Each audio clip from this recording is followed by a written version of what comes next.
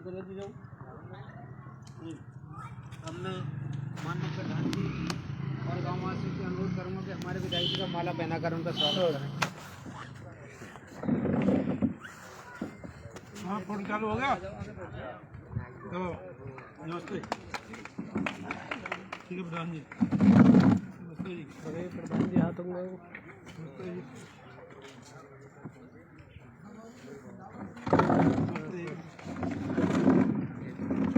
जी आगे को आ जाओ। बैठ बोला बैठे हो गाँव में बहू है। आगे तो बैठे। हाँ मैं चल दूँ। हमने माननीय विधायक जी से अनुरोध करूँगा कि अपने 2 शब्द रखें। राम राम जी। आज के नमो ऐप कार्यक्रम में उपस्थित हमारे मंडल के यशस्वी मंडल के कृष्ण चौधरी प्रधान जी, हमारे मंडल के उपाध्यक्ष हैं केशव मास्टर जी, उपस्थित सभी बुजुर्गों, माताएं, बहनें, मैं सभी का इस कार्यक्रम में वंदन करता हूँ, अभिनंदन करता हूँ। ताली में बजाऊँ, ताली तुम बजाओगे? देखो भाई कैसी बात है, अभी बहनें वो जमाना अब चला गया। मोदी जी ने आपको वो सम्मान दिया है जो नारी शक्ति बंधन का अधिनियम पास हुआ है ना लोकसभा विधानसभा में, उसमें ये है कि आपको 33% का आरक्षण है। ऐसे ही घूंघट पहन के खड़ी रहोगी तो अपने हक के लिए कैसे लगे? तो ठीक है, आदर सम्मान तो अगर एक कपड़ा भी रख लो ना ऊपर सर पे तो उतना ही है। अगर एक कपड़ा रख लेते, रुमाल रख लेना भगवान की पूजा करने के, और अगर रुमाल रख लिया तो समझ लो सम्मान होगा। अब जमाना घूंघट का नहीं है, अब तो जमाना तुम्हारा आने वाला है भाई। इस विधानसभा में विधायक होंगी तो लेडीज उसमें 33% होगी, अगर सांसद होंगे 3 तो उसमें 1 लेडीज होगी। तो आपको मोदी जी ने इतना आगे कर दिया, अब आपको सिर्फ मुँह ढकने की जरूरत नहीं है। सम्मान के लिए तो भाषा बोलना, सेवा करना बड़े बुजुर्गों की है ना, ये सब सम्मान है। पहले अच्छा लगा कि आज भी गांव में वो प्रथा है जो पहले हमारे समय थी, शहर तो अब शहर ही हो गया। तो ये नमो ऐप का जो कार्यक्रम है, जिसका नमो ऐप अपलोड करने का सबसे बड़ा फ़ायदा क्या है कि सरकार की योजना और मोदी जी से वार्तालाप आप कर सकते हो। उनकी कोई जन कल्याणकारी योजना आएगी उसे देख सकते हो आप। तो इसलिए हर मोबाइल में अगर नमो ऐप अपलोड होगा तो तुम योजनाओं से वंचित नहीं रहोगे, उन योजनाओं का लाभ लो। और योजना इतनी है मोदी जी की कि अगर आप लिखने लगोगे तो लिख नहीं पाओगे। कोई कहे कि मैं 4 दिन तक लगातार बोल रहा हूँ तब भी नहीं बोल पाएगा। इतनी उन्होंने जन कल्याणकारी योजना शुरू कर दी। अब कई भाई साहब अभी कह रहे थे, इधर कोई शिकायत कर रहे थे, सब बोल रहे थे अपनी बात। यहाँ मोदी जी की गारंटी की वैन आई और मैंने भाषण में ही कहा कि यहाँ वो सारे विभाग हैं जो भी गांव से रिलेटेड है, परेशानी दिक्कत है, ये सारे विभाग ही बैठे हैं। बिजली वाले, पानी वाले, रस्ते वाले, राशन कार्ड वाले, उज्ज्वला वाले सब थे। और ये भी कहा था, मुझे अभी याद है, रिकॉर्डिंग है देख लेना, कि आज में हम कह रहे हैं कि सारे विभाग मोदी जी ने आपके यहाँ भेज दिए हैं करने के लिए और आप इनसे काम नहीं करवा लो, लेकिन आपने करवाए नहीं। अब भी कोई बिजली की परेशानी, कोई रास्ते की परेशानी, तो परेशानी का स्टैंड जब तुम्हारे यहाँ था, पूरा प्रशासन जब नहीं करा पाए आपने।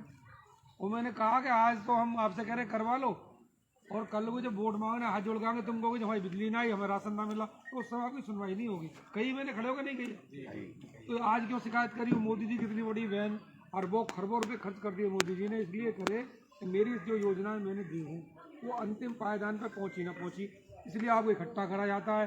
सब अधिकारी लाइन लगा के बैठते हैं, एसडीएम सब नीचे तक के, और वो सब आपको बात संवाद करते हैं। अब ये नहीं हुआ उसी से हम करेंगे उसको। कोई क्या मुझे पेंशन ना मिल रही तो पेंशन वाला भी वहीं बैठा, कोई क्या मुझे सिलेंडर ना मिला डीएस ऑफिस में वहीं बैठा, तहसीलदार वहीं बैठा, तो सारे विभाग थे तो सही वहाँ।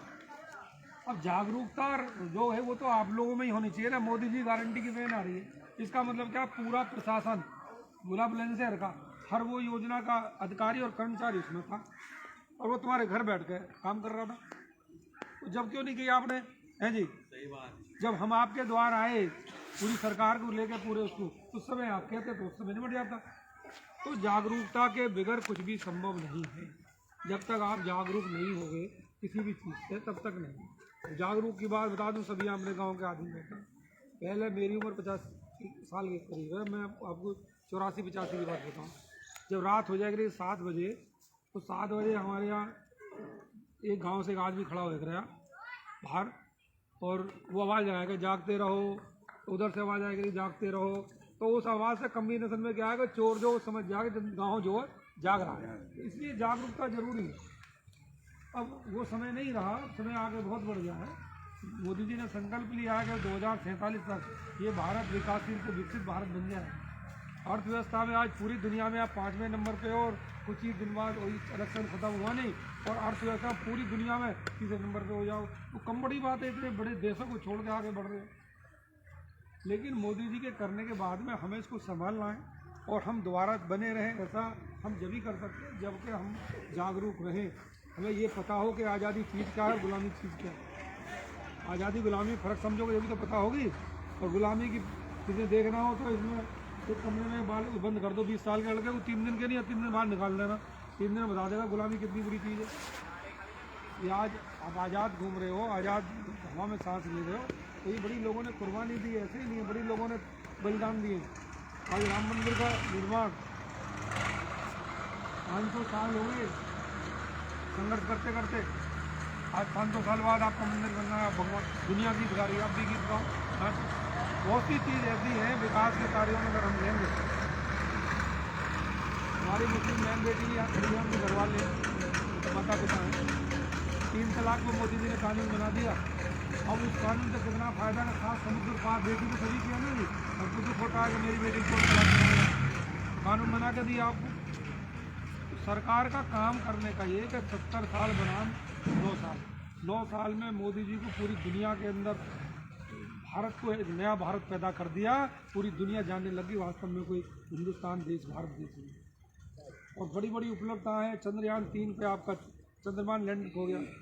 G20 की अध्यक्षता, जिसमें पूरे विश्व के 80% GDP वाले मालदार देश वो आपके दिल्ली में आए। दिल्ली में मोदी जी ने 21 बना दिया।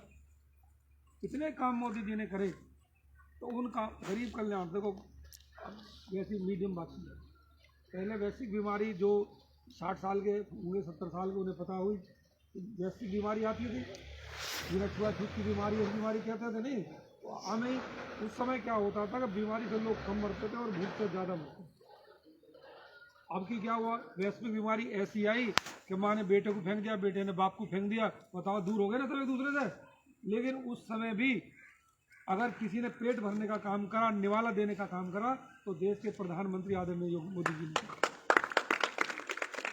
भाई जब कोई नहीं पूछा था, घर में ही मर जाते भूखे, लेकिन भूख से एक भी आदमी नहीं मरा। ये मोदी जी की गारंटी है। उन्हें पता थी कि अगर मैं फ्री में अनाज नहीं करूँगा तो मेरी जनता भूख से मर जाएगी। तो वो कि गरीब परिवार से हैं, उस परिवार का दुख और दर्द समझते हैं। इसलिए उज्ज्वला योजना की शुरुआत उन्होंने करी, प्रधानमंत्री बनते हैं।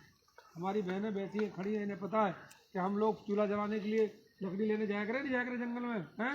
मैं वो क्या अम्मी आई तो कहेंगे बना के दे दे, लकड़ी भी तुम्हें लानी और जलानी भी तुम्हें। और जब तुम लकड़ी जलाती थी तो आंखों में धुआं लगता था ना, और धुएं से तुम्हारी आंख भी खराब और किडनी भी खराब होती थी। तो पैसे की बर्बादी हुई और जान भी गई। आज हर घर में गैस सिलेंडर है।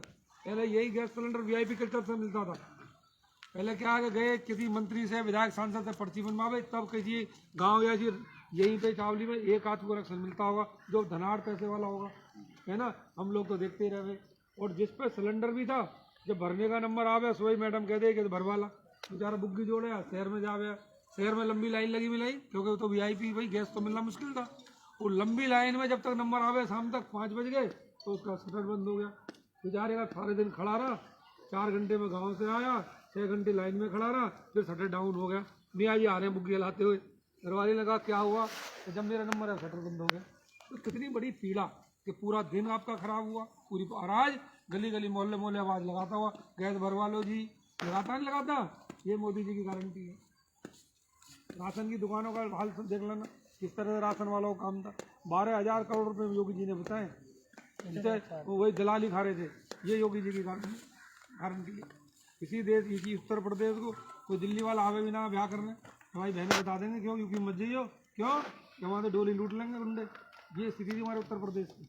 और आज कोई हमारी बहन निकल जाए 1 करोड़ का सोना पहन के, किसी गुंडे में हिम्मत नहीं है माई के लाल में के चैन को भी देख ले उसकी। ये मोदी योगी जी का।